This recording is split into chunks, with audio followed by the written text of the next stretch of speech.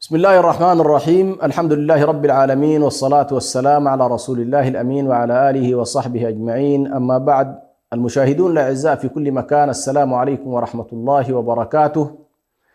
ومعا في برنامج محكمات نتناول اليوم آية من كتاب الله تبارك وتعالى في سورة طه، الآية 11 بعد 100. يقول الله سبحانه وتعالى: أعوذ بالله من الشيطان الرجيم: وعنت الوجوه للحي القيوم وقد خاب من حمل ظلما. لا يكاد القرآن الكريم ينفك في حديثه وتناوله في تقرير القضايا الكبرى والقيم الأساسية التي تكون فيها النجاة والسعادة في الآخرة، وتكون فيها كذلك الصلاح والحياة الطيبة في الدنيا. ومن أعظم ما يكدر صفو الحياة في هذه الدنيا وينكد على الناس عيشهم، وينكد عليهم سعادتهم، وينكد عليهم علاقاتهم البينية هو وقوع المظالم بينهم. متى ما وقعت المظالم بين الناس وقعت البغضاء، وقعت الشحناء، ووقعت الحروب، ودمرت البنيات، ودمرت التنمية، وتشرد الناس. وكثير مما نراه من حروب في منطقتنا وخاصة في ساحتنا الإسلامية في بلداننا، سنلاحظ بأن أثر المظالم التي تقع بين المجتمعات أو بين المجتمعات والحكومات، أو ما تنزل من مظالم من الحكام والأنظمة على شعوبها أو على بعض شعوبها، أو تقسيم الطبقات ما بين طبقات تنال كل شيء وطبقات أخرى تحرم من كل شيء، فيؤدي ذلك إلى التهارج ويؤدي ذلك إلى التقاتل لشعور الناس بالمظالم. وكما يقول العلامة ابن خلدون عليه رحمة الله: الظلم مؤذن بخراب العمران. لا يكاد مع الظلم تنمو التنمية، ولا تتحرك التجارات، ولا يكون الناس سعداء فيما بينهم، ولا يكون التحابب حاصل بينهم. لماذا؟ لأن الناس دائما تميل إلى أن يكون هنالك عدل مبسوط، وأن يكون هنالك أمل فسيح من خلال هذا العدل، فتنشأ حركة التجارة وينشأ التعاملات البينية في كل المجالات، سواء في مجال الاقتصاد، مجال السياسة، مجال الاجتماع. وبالتالي الإسلام حرم الظلم بكل أشكاله. وكلمة الظلم هو تجاوز الحدود، يعني كل إنسان يتجاوز حده أو لا يلتزم بالحقوق الواجبة عليه، أو يحاول أن يتخلى عن الواجبات المفروضة عليه، فإنه يقع في الظلم. فالظلم هو تجاوز الحد، يعني كل ما حده الله سبحانه وتعالى ولكن الإنسان يتجاوزه أو لا يلتزم به، فإنه يقع في إطار دائرة الظلم. فالله تبارك وتعالى في أكثر من 200 آية في كتاب الله سبحانه وتعالى تناول الظلم في تحريمه، وتناول الظلم في عواقبه، وتناول الظلم في مآلاته وما سيكون إليه، وتناول الظلم كذلك في عاقبته النهائية، في أن عاقبة الظالمين والعياذ بالله هي النار، وهي الخسران، وهو عدم الفوز إلى غير ذلك. فالله سبحانه وتعالى في هذه الآية على وجه التحديد يقول: وعنت الوجوه للحي القيوم وقد خاب من حمل ظلما.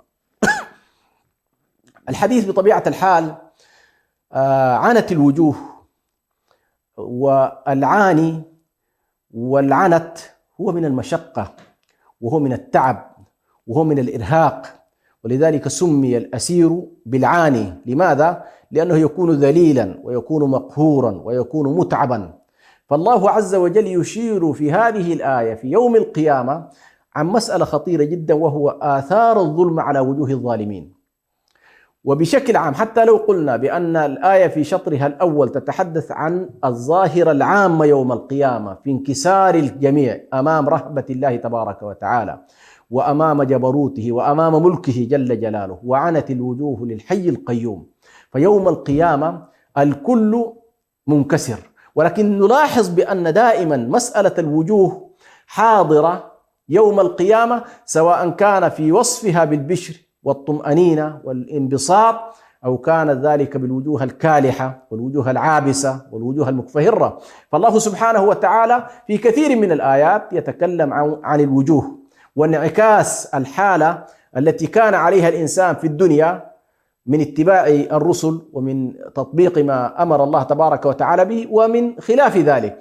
هؤلاء سعداء فيظهر البشر في وجوههم، وهؤلاء تعساء فيظهر التعاسة في وجوههم، وجوه يومئذ ناظرة إلى ربها ناظرة، وهنالك بالمقابل وجوه يومئذ باسرة، إلى غير ذلك من الآيات التي تتناول وجوه كالحة ووجوه أخرى مستبشرة. فهنا وعنت الوجوه للحي القيوم.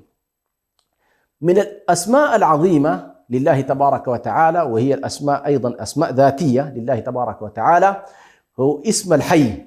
وربما الحي القيوم هي اسم الله الأعظم، ربما يكون ذلك لأن الله عز وجل في آية الكرسي قال الله لا إله إلا هو الحي القيوم. وفي سورة طه هنا أيضا وعنت الوجوه للحي القيوم.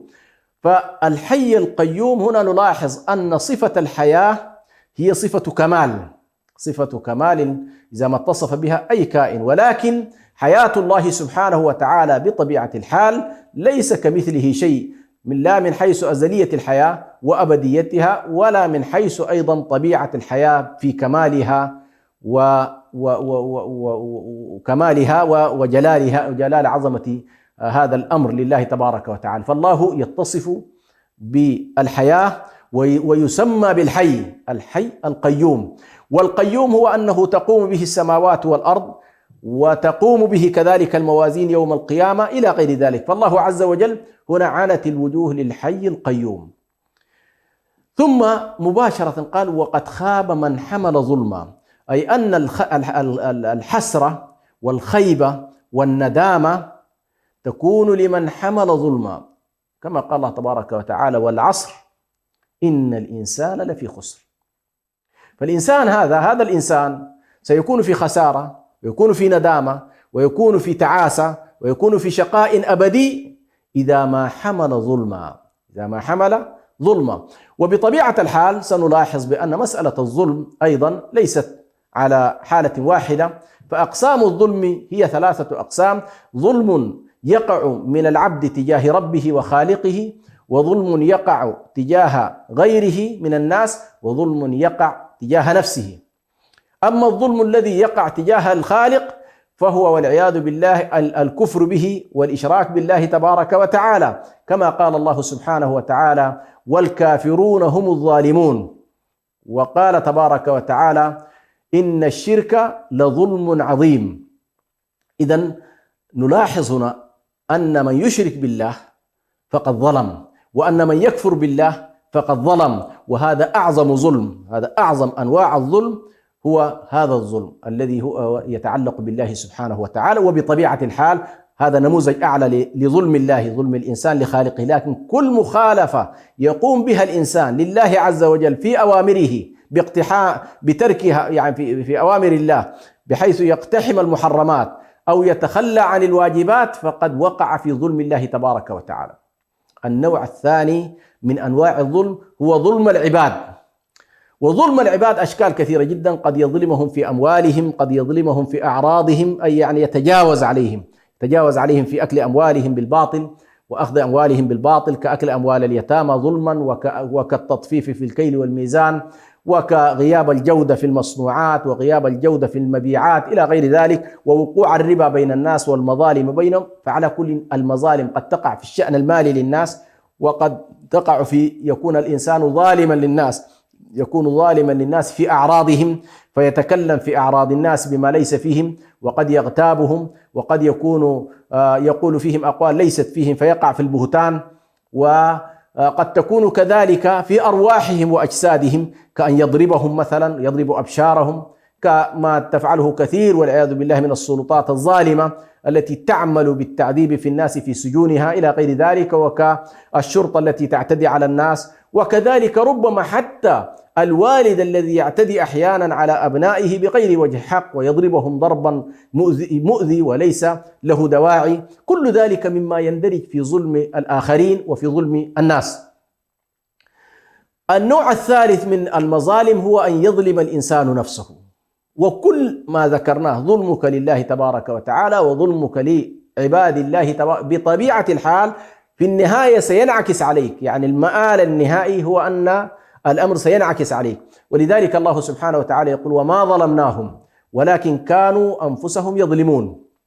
وما ظلمنا ولكن كانوا هم الظالمين. فأنت إذا رأيت مآلات ظلمك سيعود الأمر في نهاية المطاف ستكون أنت الظالم، وأنت الذي وقعت في ظلم نفسك. وهذا الأمر والعياذ بالله هو المراد هنا في هذه الثلاثية: وقد خاب من حمل ظلما. وهذه الخيبة بطبيعة الحال هنالك خيبة أبدية لا مجال للخروج منها، وهي خيبة الكفر وخيبة الإشراك بالله تبارك وتعالى. إن الله لا يغفر أن يشرك به ويغفر ما دون ذلك لمن يشاء. وهنالك خيبة كخيبة الكبائر التي لا يستطيع أو لم يستطع الإنسان أن تترجح أعماله الأخرى في ميزانه فيذهب ليتطهر والعياذ بالله في النار. فهذه ربما تكون خيبة مؤقتة، ولكنها خيبة أيضا ليست بسيطة. لا يدري الإنسان كم سيمكث في النار حتى يتطهر من الذنب الذي أذنبه، فهي خيبة ولكنها قد تكون خيبة.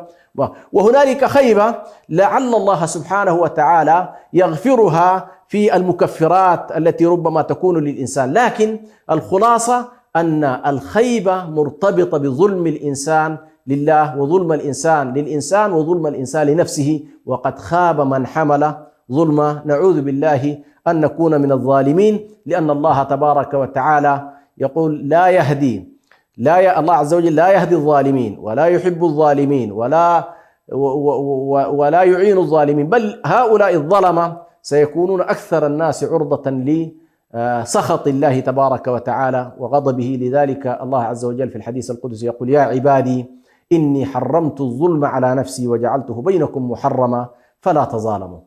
أسأل الله سبحانه وتعالى يجعلني وإياكم ممن اتصف بالعدل والقسط وجانب الظلم والعدوان. والسلام عليكم ورحمة الله وبركاته.